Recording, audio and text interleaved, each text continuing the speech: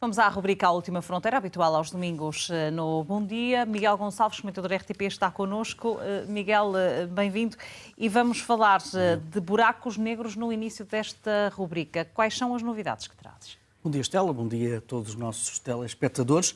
Sim, e de facto os buracos negros quase que precisavam aqui de uma agência de relações públicas para podermos desmistificar um bocadinho também ou apresentar o lado bom dos buracos negros, porque sempre se fala em buracos negros associamos assim uma imagem bastante triste, bastante assustadora dos buracos negros, que tudo comem, que não revelam nada do que existe lá dentro e que, ainda por cima, os astrónomos sabem há já algum tempo que os buracos negros maciços que residem no coração das galáxias têm também um outro efeito nefasto. É que têm, se calhar não, já está provado que têm uma influência direta na taxa de natalidade estelar das galáxias. Isto é, os buracos negros parece que conseguem, em algumas das vezes, parar a formação de novas estrelas. Estas imagens nós estamos a ver, faz parte da investigação que foi apresentada esta semana. E olha, vamos até ao enxame de galáxias da Fênix, a cerca de 5,8 mil milhões de anos-luz. Estas imagens que estamos a ver, a imagem central, é uma imagem de sobreposição de vários comprimentos de onda. Temos desde o visível, tiradas pelo Hubble, o rádio pelo Very Long Array, e também pelo raio-x do Chandra, e ao lado direito desta imagem temos a contribuição de cada um deles, e todos estes três telescópios foram necessários para explicar aquilo que está a acontecer ali no centro deste enxame de galáxias. É que reside lá, Estela, um buraco negro maciço. Bem, não é um buraco negro, é um super buraco negro maciço. Para teres uma pequena ideia, o buraco negro está no centro da nossa Via Láctea, tem qualquer coisa como 4 milhões de massas do nosso Sol. Este que está ali no centro deste enxame de galáxias, numa das galáxias centrais, tem 5.000 vezes mais a massa, superior à massa deste buraco negro da nossa Via Láctea. Portanto, é um monstruoso, é um dos maiores buracos negros que nós conhecemos. Ora, eu disse no início que os buracos negros parece que acabam com a formação de novas estrelas. E porquê? Porque as estrelas nascem do colapso de nuvens muito frias.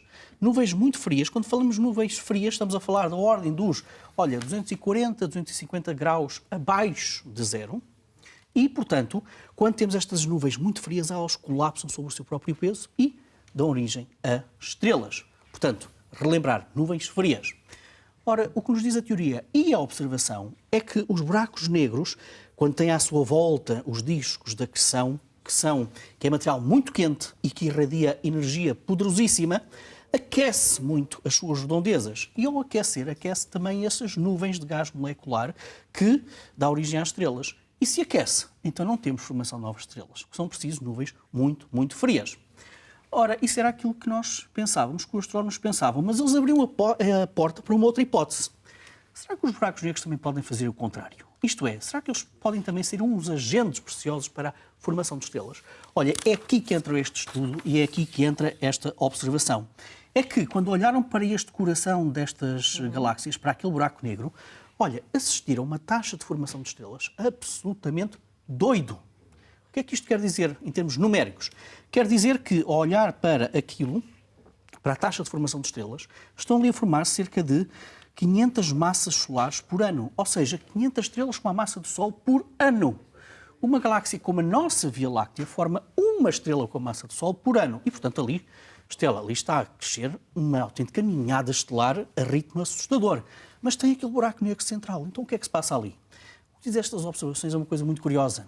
É que, se calhar, muito provavelmente, e durante um curto período da atividade deste buraco negro, há todo um conjunto de jatos, de ventos, que podem não ser tão eficazes a aquecer as suas redondezas. E que, pelo contrário, elas não aquecem, elas até ajudam à formação estelar. Porquê?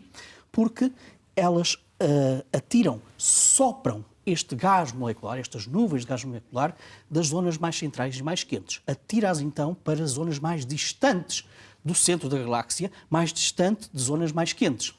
Olha, e ao tirar essas nuvens moleculares para zonas mais frias, então está a arrefecer muito mais e muito mais rapidamente precisamente essas nuvens de gás molecular e por isso nós temos então esta formação de estrelas a um ritmo absolutamente extraordinário. E, portanto, temos aqui o outro lado dos buracos negros que, é verdade, eles podem, com a sua atividade, com jatos e com energia muito quente, aquecer tudo à sua volta e impedir a formação de estrelas, mas também pode ter casos, alturas, períodos muito curtos em que esses jatos não são tão eficientes, não são tão quentes, não são tão energéticos e que sopram estas nuvens para zonas mais distantes, apoiando então a formação estelar. E, portanto, temos aqui os buracos negros com os dois lados.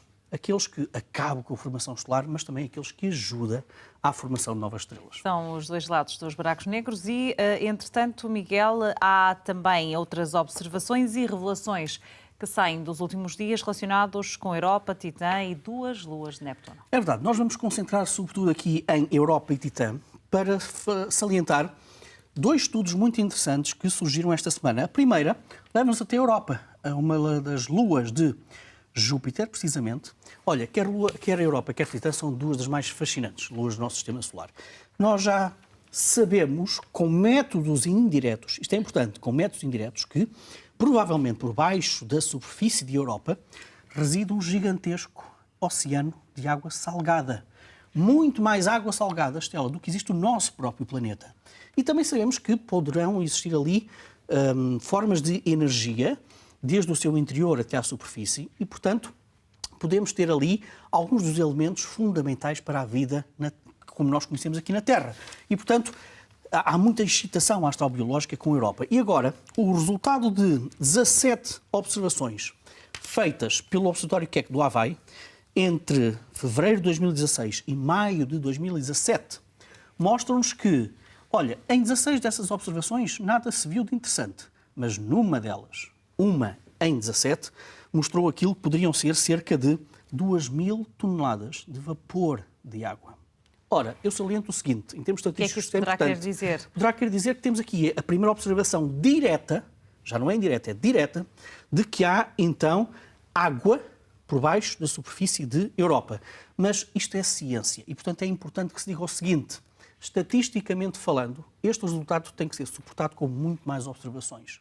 Porque se em 17 apenas temos uma que aponta para vapor de água, então quer dizer que precisamos de muito mais observações que estejam associadas a vapor de água a partir da superfície da Europa. De qualquer forma, este valor é indesmentível, está lá, e agora seguem-se mais observações para perceber o que está por baixo da superfície da Europa. E agora que já estamos a ver imagens de Titã, Titã é a segunda maior lua do Sistema Solar, é maior que Mercúrio, é uma das luas de Saturno. As imagens que estamos a ver são da Huygens, a sonda Huygens, que em 2015 aterrou nesta lua Titã. E esta semana foi revelado o primeiro mapa geológico da superfície desta lua de Saturno, de Titã. E é notável, porque, olha, apresenta-nos, por exemplo, planícies que cobrem cerca de 65% da superfície de Titã, dunas e lagos, que até são formações geológicas muito recentes, e as mais antigas são as montanhas. Mostram-nos poucas crateras. E porquê, Estela? Porque esta lua quase que pode ser um planeta. Se ela não estivesse a orbitar Saturno, se estivesse fora da órbita de um dos planetas, seria claramente um planeta, porque ela é extremamente ativa. Tem comportamentos tectónicos, tem criovulcanismo, tem uma atmosfera muito densa de hidrocarbonetos, tem lagos.